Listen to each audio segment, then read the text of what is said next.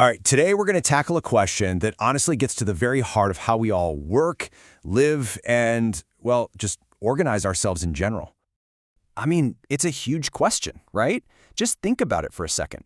Every team you've ever been on, every project you've ever been a part of, is it absolutely essential to have one person at the top calling the shots for things to work out? Or is there maybe another way? Okay, so to really get to the bottom of that big question, we first need to wrap our heads around one really essential concept. It's a single idea that kind of reframes this entire debate. And that concept is protocol. Now, I know what you might be thinking, like computer code or super formal etiquette, right? But for what we're talking about today, think of a protocol more like a shared agreement. It's the blueprint for how a group operates, and you're about to see just how powerful that blueprint can be. So, let's dive into the leader dilemma. We'll start with the traditional model, right? Leadership. It's what we're all used to. But there's a catch. The success of this entire model, it really hinges on one single massive variable. And here's what it all comes down to, whether the leader is good or bad. You see, the success or failure of a group isn't just about having a leader, it's all about the quality of that leader. And that right there is a huge gamble, isn't it? Because let's be real, most of us don't get to pick our boss. And the difference is just night and day. A good leader, they uplift morale, they make the whole group stronger. They don't just manage, they amplify everyone's potential. But a bad leader, wow, they do more than just fail. They can actively dilute the joy in a place, and yeah, they can literally run the whole thing right into the ground.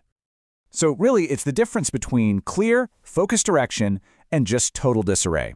And that gamble, that huge bet on the quality of a single person, that's the fundamental risk of the whole traditional leadership model.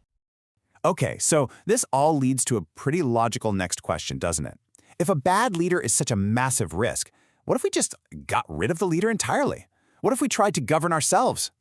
So let's walk through the logic here. Step 1, the idea. Hey, we could just manage ourselves. It sounds great, right? Super tempting.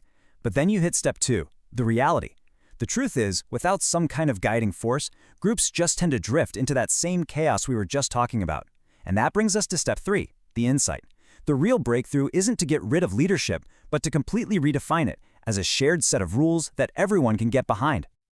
So, what is this shared set of rules we're talking about? Well, this is where it all comes full circle.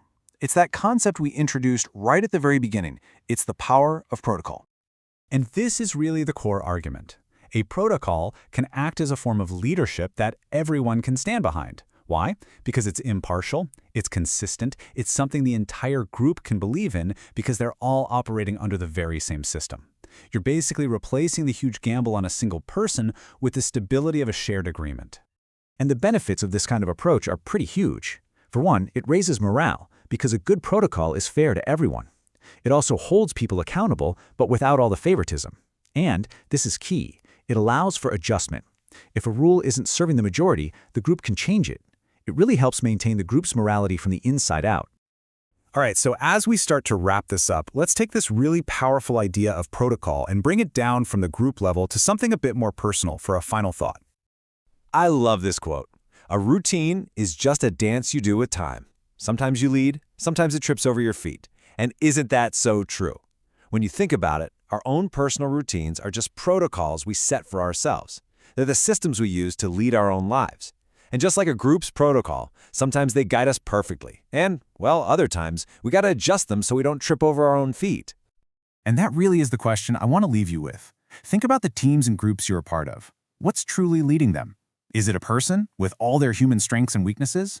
Or is it a protocol, a shared set of rules and values that everyone can actually stand behind? The answer might just change how you see your own role within that group.